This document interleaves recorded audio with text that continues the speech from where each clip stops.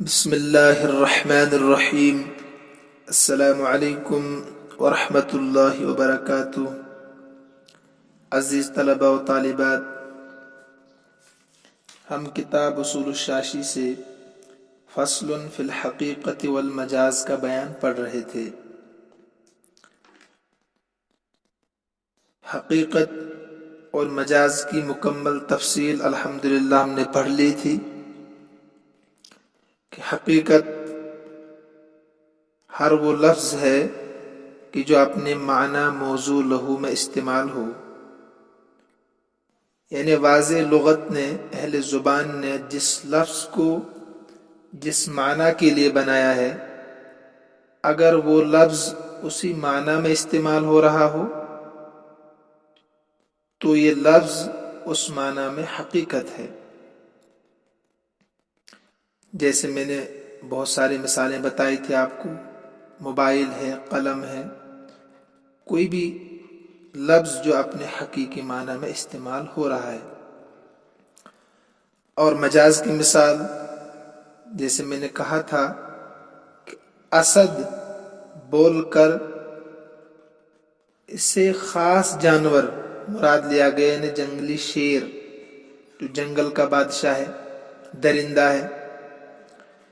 لیکن یہی اسد اگر اپنے معنی میں استعمال نہ ہو، کسی انسان کے لیے استعمال ہو، تو اس کے مجازی معنی ہوں گے۔ تو بہرحال وہاں تفصیل آ گئی تھی، مجھے امید ہے کہ آپ سمجھ گئے ہوں گے۔ اس کے بعد آپ نے پڑھا تھا حقیقت اور مجاز کا حکم۔ جمہور احناف یعنی امام ابو حنیفہ رحمۃ اللہ علیہ کے نزدیک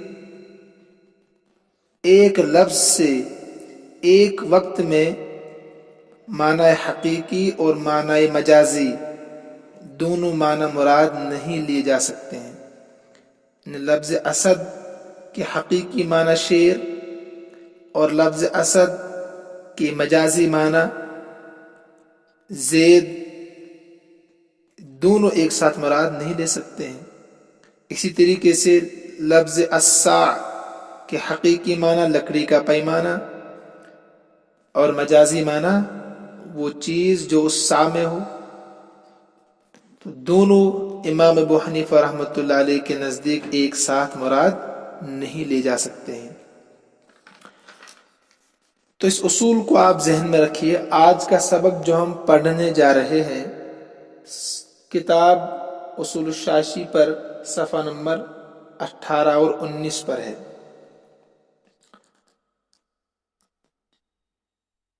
امام ابو حنیفہ رحمۃ اللہ علیہ کے نزدیک حقیقی معنی اور مجازی معنی ایک ساتھ لفظ سے نہیں لیے جا سکتے ہیں۔ اس اصول کو آپ ذہن میں بٹھائیں۔ امام ابو حنیفہ رحمۃ اللہ علیہ کے نزدیک لفظ کے حقیقی معنی اور مجازی معنی ایک ساتھ مراد نہیں لیے جا سکتے ہیں۔ اسی اصول کے متعلق آپ 5 مثالیں پڑھنے جا رہے ہیں۔ یعنی اسی اصول سے متعلق 5 مثالیں آج کے سبق میں آپ پڑھیں گے کہ لفظ کے جب 2 معنی ہوں، حقیقی اور مجازی، تو ایک وقت میں ایک ہی معنی مراد لیا جا سکتا ہے، یا حقیقی یا مجازی۔ اس کی مثالیں پیچھے بھی آ گئی، لیکن یہاں صرف امام ابو حنیفہ رحمۃ اللہ علیہ کے اصول پر 5 مثالیں صاحب کتاب رحمۃ اللہ علیہ نے ذکر کی ہے۔ پہلے مثال سمجھیے خلاصے کے طور پر، پھر ہم کتاب سے صرف ترجمہ کریں گے، وہاں انشاءاللہ آپ کو بخوبی سمجھ آ جائے گا۔ پہلی مثال جو آج کے سبق میں ہوگی، لفظ موالی جو ہے اس کے 2 معنی ہیں۔ موالی کے 2 معنی ہیں، ایک حقیقی ایک مجازی۔ حقیقی کیا ہے؟ مثلا میں ایک آزاد انسان ہوں، میں نے ایک غلام کو خرید کر اس کو آزاد کر دیا، ایک غلام خریدا اور اس کو میں نے آزاد کر دیا۔ جو غلام میں نے خریدا، یعنی زید اس کا نام تھا، تو جو غلام زید میں نے خریدا اس کو میں آزاد کر رہا ہوں، یہ موالی ہے، اور یہ حقیقی موالی ہے۔ اس کے بعد زید بھی کافی مالدار ہو گیا، اس نے بھی ایک غلام خریدا، اس کو آزاد کر دیا۔ تو جس غلام کو زید نے خرید کے آزاد کر دیا وہ بھی موالی ہے۔ تو لہذا جو میں ہوں، میرے دو قسم کے موالی ہو گئے، زید بھی میرا موالی ہے اور زید نے جس کو خرید کے آزاد کر دیا وہ بھی میرا موالی ہے۔ ٹھیک ہے، حقیقی موالی تو زید ہے جس کو میں نے خرید کے آزاد کیا، اور مجازی موالی وہ غلام ہے جس کو زید نے خرید کے آزاد کر دیا تھا۔ سمجھ گئے آپ؟ اب اگر کسی نے وصیت کی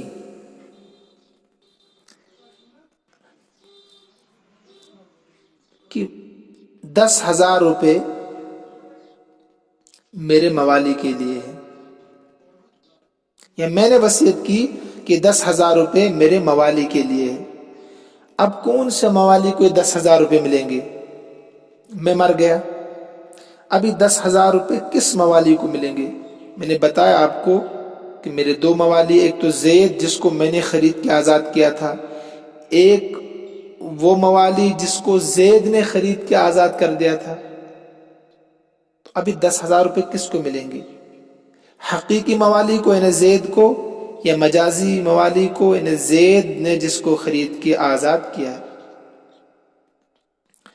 تو جو معنی بھی ہم مراد لیں گے لیکن ایک ہی معنی مراد لینا ہوگا۔ ٹھیک ہے، تو یہاں جو میرا غلام ہے نا، حقیقی غلام جو میرا تھا زید جس کو میں نے خرید کے آزاد کیا تھا، اس کو یہ 10,000 روپے ملیں گے،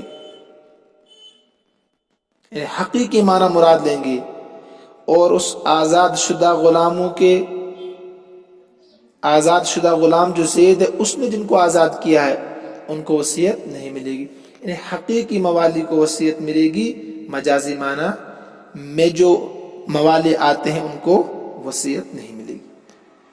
ایک مسئلہ تو یہ ہو گیا، کیونکہ حقیقی معنی اور مجازی معنی امام ابو حنیفہ رحمۃ اللہ علیہ کے نزدیک ایک ساتھ جمع نہیں کیے جا سکتے۔ دوسرا مسئلہ اسی طرح ہے، دیکھیے سیر کبیر ایک کتاب ہے فقہ کی، السیر الکبیر فقہ کی کتاب ہے۔ امام محمد رحمۃ اللہ علیہ نے فرمایا کہ اگر حربیوں نے یعنی اللہ کے نافرمانوں نے مسلمانوں سے اپنے آبا کے لیے امان طلب کیا،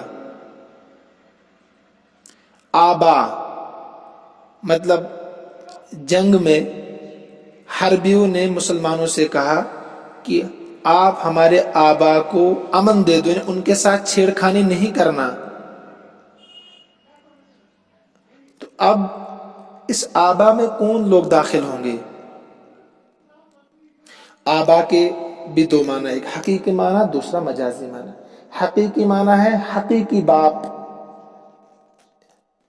اور مجازی معنی ہے دادا نانا۔ آبا کے دو معنی ہے حقیقی اور مجازی، حقیقی میں ہے اپنا باپ، اور مجازی میں ہے باپ کا باپ، اس طریقے سے نانا وغیرہ سب اس میں آتے ہیں، پڑ دادا، اس کا دادا، اس کا دادا وغیرہ وغیرہ۔ اب اس آبا میں حقیقی معنی مراد لیں گے یا مجازی؟ جو بھی لیں گے تو ایک ہی معنی مراد لینا ہوگا۔ تو امام ابو حنیفہ رحمۃ اللہ علیہ فرماتے ہیں حقیقی معنی مراد ہوں گے، یعنی اپنا باپ جو ہوگا، نہ کہ باپ کا باپ یعنی دادا پردادا وغیرہ۔ تو امن کس کو ملے گا؟ صرف ان کے جو حقیقی باپ ہوں گے ان کو امن ملے گا، ان کے ساتھ چھیڑخانی نہیں ہو سکتی ہے، ان کے ساتھ کچھ نہیں کر سکتے، ان کو امن مل گیا ہے۔ اسی طریقے سے تیسرا مسئلہ اس میں ہے، اگر انہوں نے عمل لیا حربیوں نے اپنی ماؤں کے لیے، تو ماؤں میں کون سے مائیں داخل ہوں گی؟ ماں کی بھی دو قسمیں، ٹھیک ہے، انہیں امہات، ایک حقیقی ایک مجازی۔ حقیقی میں تو اپنی ماں ہے، اور مجازی میں دادی ہے، نانی ہے، وغیرہ وغیرہ۔ تو یہاں بھی حقیقی معنی مراد ہوگی، انہیں حقیقی ماں مراد ہوگی، یہاں پر مجازی معنی مراد نہیں ہوں گے۔ اسی طریقے سے چوتھا مسئلہ والا حاضہ سے جو بیان کیا صاحب کتاب نے، اسی اصول پر، اصول وہی ہے کہ حقیقی معنی اور مجازی معنی ایک ساتھ جمع نہیں لے سکتے ہیں، ایک ساتھ جمع نہیں کر سکتے ہیں، مراد نہیں لے سکتے، ایک وقت میں ایک ہی معنی مراد لیے جا سکتے ہیں۔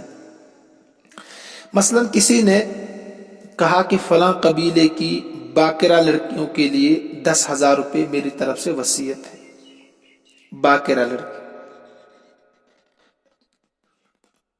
اب یہ وصیت کس کو ملے گی؟ تو سب سے پہلے باقرہ کے بھی دو معنی، ایک حقیقی ایک مجازی۔ حقیقی باقرہ ہے وہ لڑکی جس کا پردہ بکارت زائل نہ ہوا، لیکن مجازن اس لڑکی کو بھی کہتے ہیں جس کی شادی نہ ہوئی ہو اور زنا سے اس کا پردہ بکارت زائل ہو گیا ہو، مجازن۔ اب یہ وصیت کس کو ملے گی؟ حقیقی کو یا مجازی کو؟ امام ابو حنیفہ رحمۃ اللہ علیہ فرماتے ہیں حقیقی طور پر جس کا پردہ بکارت زائل نہ ہوا ہو، لیکن پردہ بکارت یہاں مراد ہے کہ زنا سے اگر کسی عورت کا پردہ بکارت زائل ہوا ہو تو اس عورت کو وصیت نہیں ملے گی۔ آپ سمجھے؟ حقیقی معنی ہے وہ عورت جس کا پردہ بکارت زائل نہ ہوا ہو، حقیقی معنی۔ اب اگر کسی عورت نے زنا کے ذریعے سے اس کا پردہ بکارت زائل ہو گیا ہو، زنا کے ذریعے سے، تو وہ اس عورت اس وصیت میں داخل نہیں ہوگی۔ اسی طریقے سے اگر کسی دوسری وجوہات سے پردہ بکارت زائل ہوا ہو تو وہ باقرہ کے حکم میں ہی ہے، یعنی وصیت میں صرف وہ عورت داخل ہوگی جو زنا کے ذریعے سے اپنا پردہ بکارت زائل نہ کرائی ہوئی ہو، تو وہ وصیت میں داخل ہوگی۔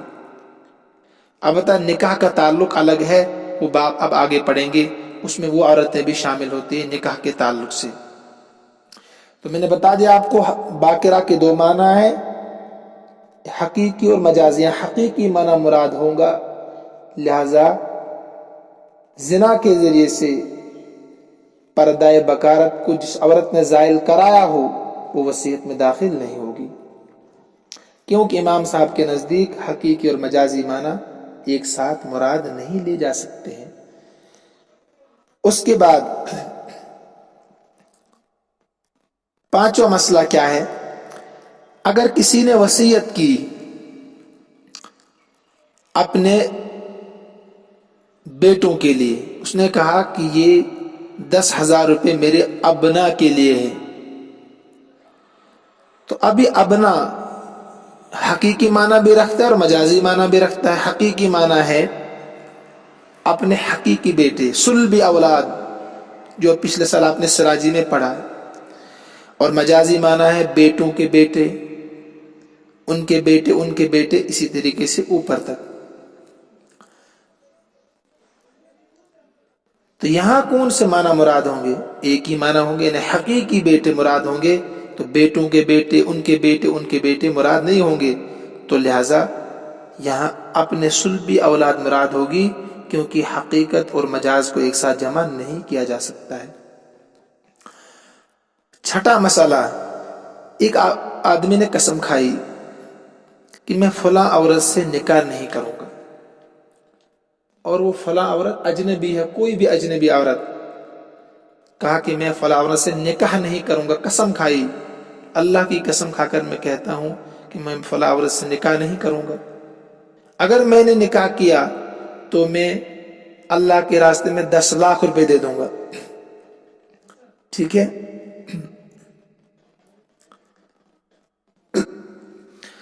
اب اس نکاح کے 2 معنی، حقیقی معنی اور مجازی معنی، جو پیچھے آپ پڑھ کر آئے ہیں، حتی تنکح زوجا غیر میں، نکاح کے حقیقی معنی اور مجازی معنی۔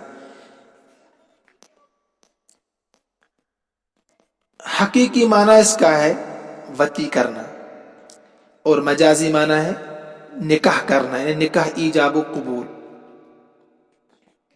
اب یہاں حقیقی معنی مراد لینا ناممکن ہے نا، اس لیے کہ اجنبی عورت ہے، تو اجنبی عورت کے لیے وہ قسم کھا ہی نہیں سکتا وطی کے لیے۔ تو اب یہاں مجازی معنی ہم یوں مراد لیں گے کہ اس نے یہ کہا تھا گویا کہ میں فلاں عورت سے واقعتاً ایجاب و قبول یعنی نکاح نہیں کروں گا، تو یہاں مجازی معنی مراد ہوں گے، سمجھ رہے ہیں آپ، یہاں مجازی معنی مراد ہوں گے اس قسم میں کہ اس نے یہ کہا تھا کہ خدا کی قسم میں فلاں عورت سے نکاح نہیں کروں گا، یعنی ایجاب و قبول نہیں کروں گا۔ حقیقی معنی وطی یہاں مراد نہیں ہو سکتا، کیونکہ وہ اجنبی ہے، اور اجنبی کے لیے وطی کے لیے قسم کھانا ایک مسلمان کے لیے مناسب نہیں ہے، اور یہاں محل نہیں ہے وطی کا، تو لہذا یہاں حقیقی معنی چھوڑ کر مجازی معنی مراد لیں گے۔ اب اگر یہ آدمی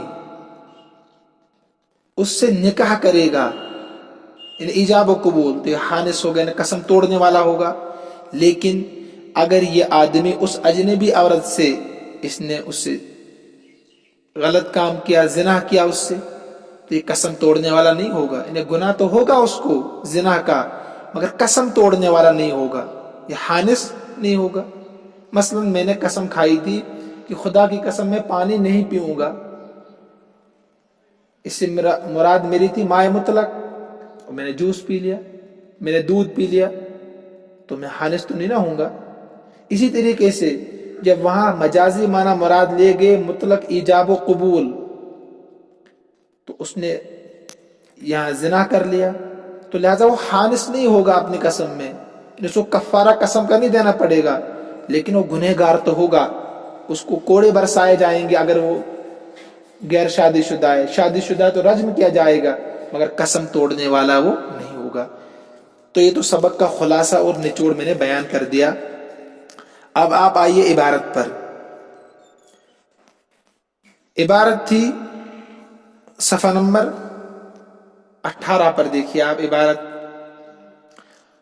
قال محمد رحمہ اللہ تعالی اذا اوصى لموالیہ وله موال اعتقهم ولموالیہ موال۔ امام محمد رحمۃ اللہ علیہ نے فرمایا ہے کہ جب وصیت کی، اوصا یعنی کسی نے، ہوا ضمیر فاعل ہے، جب وصیت کی اس نے لموالیہ اپنے موالی کے لیے، وَلَهُ موالن اور اس کے ایسے موالی ہے، اعتقہم جن کو اس نے آزاد کیا ہے، جن کو اس نے آزاد کیا ہے، جسے میں نے اپنی مثال دی تھی، جن کو میں نے آزاد کیا ہے، زید کو میں نے آزاد کیا ہے، وَلِمَوَالِيهِ موالن اور اس کے موالی کے لیے بھی موالی ہے، نے پھر زید نے کسی غلام کو خرید کے اس کو آزاد کر دیا، یہ مطلب ہے اس عبارت کا، وَلِمَوَالِيهِ موالن اعتقوہم جن کو انہوں نے آزاد کیا، یعنی زید نے جن کو آزاد کیا ہے۔ کانت الوصیت، پیسے کس کو ملیں گے، وصیت کس کو ملے گی، کانت الوصیت لموالیہ تو وصیت میرے یعنی زید کے لیے، تو وصیت میرے موالی کے لیے ہوگی، دون موالی موالیہ نہ کہ زید کے موالی کے لیے، ٹھیک ہے۔ وفی السیر الکبیر اور سیر کبیر ایک کتاب ہے، اس میں لکھا امام محمد رحمۃ اللہ علیہ نے، لو استامن اگر امن طلب کیا، جنگ میں امن طلب کیا، اہل الحرب اہل حرب نے علی آبائی اپنے آبا پر، لفظ آبا یہ حقیقت اور مجاز کا احتمال رکھتا ہے. لا تدخل الاجداد کہتے ہیں دادا داخل نہیں ہوں گے فی الامان امان میں، صرف حقیقی آبا نے باپ مراد ہوں گے. ولو استامنوا علی امہاتہم اگر انہوں نے امن طلب کیا، استامن کے معنی تھے امن طلب کرنا، اگر انہوں نے امن طلب کیا علی امہاتہم اپنی ماؤں پر، تو لا یثبت الامان تو امن ثابت نہیں ہوگا فی حق الجدات دادیوں کے حق میں، حقیقی ماؤں کے حق میں ہوگا، نانیوں کے حق میں بھی نہیں ہوگا. ٹھیک ہے. وعلی ھذا اور اسی اصول پر مطلب بار بار سمجھا رہا ہوں کہ حقیقت اور مجاز ایک ساتھ مراد نہیں لیے جا سکتے ہیں. قلنا ہم نے کہا اذا اوصى لابکار بنی فلان اگر اس نے کسی نے بھی وصیت کی فلاں قبیلے کی باکرہ لڑکیوں کے لیے، ابکار بکر کی جمع، فلاں قبیلے کے باکرہ لڑکیوں کے لیے، لا تدخل المصابۃ بالفجور تو داخل نہیں ہوگی وہ عورت المصابۃ فی الفجور یعنی جو گناہ میں مبتلا ہو گئی ہو. یہ ترجمہ اس کا، فجور کے معنی گناہ، مصابہ پہنچ گیا ہو اس کو گناہ، یعنی گناہ میں مبتلا ہو گئی ہو. فی حکم الوصیہ وصیت کے حکم میں، یعنی زنا کے ذریعے سے جس کا پردہ بکارت زائل ہو چکا ہو وہ وصیت میں داخل نہیں ہوگی. ولو اوصى لبنی فلان اگر اس نے وصیت کی فلاں کے بیٹوں کے لیے، وَلَهُ بَنُونَ اور اس کے بیٹے ہیں، وَبَنُو بَنِيهِ اور اپنے بیٹوں کے بیٹے نے، پوتے بھی ہیں، اپنے بھی ہیں اور پوتے بھی ہیں، کس کو ملے گی؟ وَكَانَتِ الْوَصِيَّةُ لِبَنِيهِ تو وصیت اپنے بیٹوں کے لیے ہوگی، ہی کا ترجمہ اپنے، دون بنی بنیہ نہ کہ بیٹوں کے بیٹوں کے لیے. قال اصحابنا ہمارے اصحاب نے کہا، امام ابو حنیفہ رحمۃ اللہ، لو حلف کسی نے قسم کھائی، لا ينکح فلانتن کہ وہ نکاح نہیں کرے گا فلاں عورت سے، وہی اجنبیت اس حال میں کہ وہ اجنبی شرط ہے، اگر بیوی کے لیے کہے گا اس میں تو وتی بھی مراد لیا جا سکتا ہے، اس لیے کہا اجنبیتن، وہی اجنبیت اور وہ اجنبیہ ہے. قسم کھائی کہ فلاں عورت سے نکاح نہیں کروں گا اور وہ عورت اجنبی ہے. کان ذالک علی العقد تو ہوگا یہ قسم کھانا، کان ذالک ہوگا وہ قسم کھانا علی العقد نکاح پر، نکاح مراد ایجاب و قبول پر، عقد کے معنی ایجاب و قبول پر صرف. حتی لو زنا بہا یہاں تک اگر اس نے اس سے زنا کیا اس اجنبی عورت سے، لا یحنس حانس نہیں ہوگا. تو مجھے سمجھ آ رہا ہے کہ آپ لوگوں کو بھی سمجھ میں آ رہا ہوگا انشاءاللہ الرحمن. اگر آپ بار بار سنیں گے تو سمجھ سکتے ہیں، آپ کے پاس ریکارڈ موجود ہے. مجھے ایسا لگ رہا ہے کہ کل کا سبق سبھی لوگوں نے نہیں سنا اچھی طریقے سے. بہت اہم قوانین آپ پڑھ رہے ہیں، دوسری کتابوں میں آپ مسائل تو ضرور پڑھیں گے مگر قانون آپ کو وہاں نہیں ملیں گے. اگر قانون آپ کو ازبر ہوں گے تو باقی کتابوں کا سمجھنا آپ کے لیے بہت آسان ہوگا، آپ خود بھی ان کا مطالعہ کر سکتے ہیں. تو لہٰذا محنت کریں، خوب محنت کریں. آج تو رمضان المبارک کا مہینہ ہے، آج تو ذہن ویسے بھی کھلا ہوا ہوتا ہے ماشاءاللہ. اگر آپ کوشش کریں گے تو انشاءاللہ بہت کچھ حاصل کر پائیں گے. من جد وجد. اللہ ہم سب کا حامی و ناصر ہو. اللہ رب العزت ہم سب کو اپنے امن و امان میں رکھے، اپنی حفاظت میں رکھے. ھذا من عندی واللہ اعلم واحکم واتم وما توفیقی الا باللہ علیہ توکلت والیہ انیب. السلام علیکم.